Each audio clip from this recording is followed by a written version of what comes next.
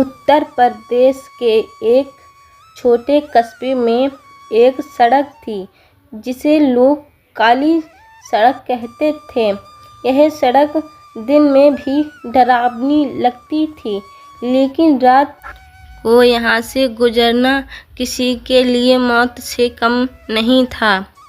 राजेश एक साधारण लड़का था जिसकी माँ बीमार थी और दवा लेने के लिए उसको शहर जाना पड़ता था।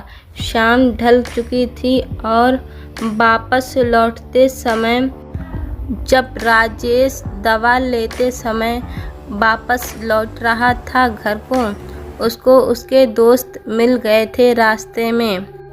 राजेश के दोस्त राजेश को चेतावनी दे रहे थे। राजेश के दोस्त बोल रहे थे, अरे राजेश, इतने टाइम तुम कहाँ जा रहे हो? इस रास्ते से नहीं जाना है तुमको। वो काली सड़क बहुत ही ज़्यादा खतरनाक है।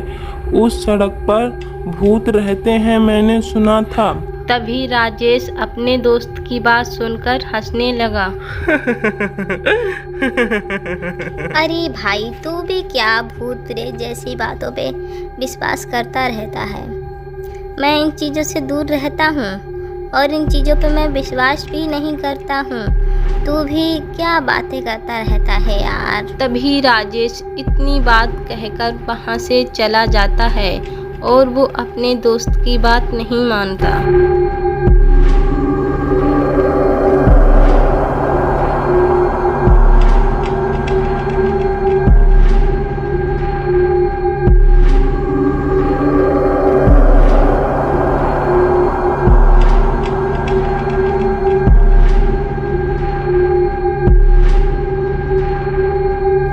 तभी अचानक राजेश ने देखा कि एक औरत सड़क के किनारे बैठी रो रही है और उसने सफ़ेद साड़ी पहनी थी। राजेश अचानक से थोड़ा सा घबराया और बोला, अरे आप कौन हो और इतनी रात हो गई है, आप यहाँ बैठी क्यों रो रही हो?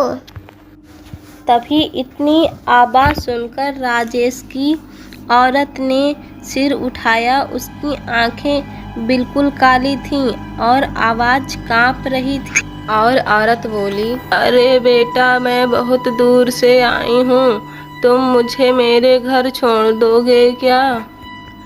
तभी राजेश ने सोचा शायद कोई परेशान महिला है।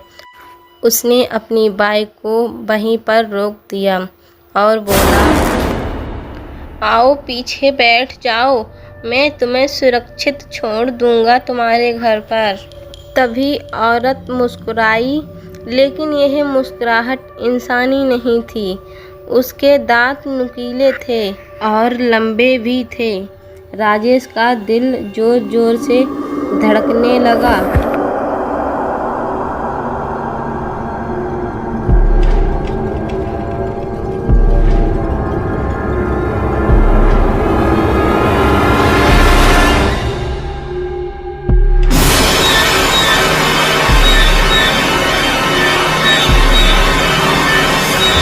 पीछे बैठी औरत ने धीरे से कहा, तेरी माँ तेरा इंतजार कर रही है, लेकिन तू आज घर नहीं पहुँचेगा। राजेश घबरा गया। उसने शीशे में देखा, लेकिन बाइक पर कोई नहीं था। फिर भी उसके कंधे पर किसी के हाथ का बोझ महसूस हो रहा था। अचानक बाइक अपने आप रुक गई। अंधेरे में वही औरत सड़क के बीचों बीच खड़ी थी।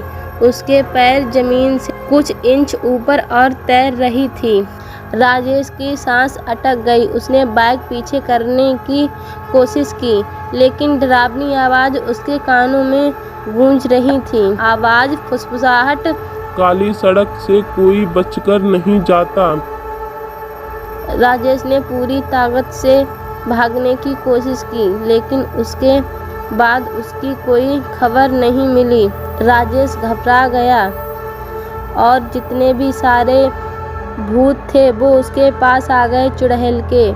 राजेश बहुत ज़्यादा डरने लगा। उसने सोचा ये सारे के सारे मुझे लगता है कि आज खा ही जाएंगे। हे भगवान, हे हनुमान, हमारी मदद करो। जैसे ही उसने हनुमान चालीसा पढ़ना शुरू किया, सारे के सारे भूत प्रेत जलकर राख हो गए और वो वहाँ से बच के अपने घर पहुँच गया।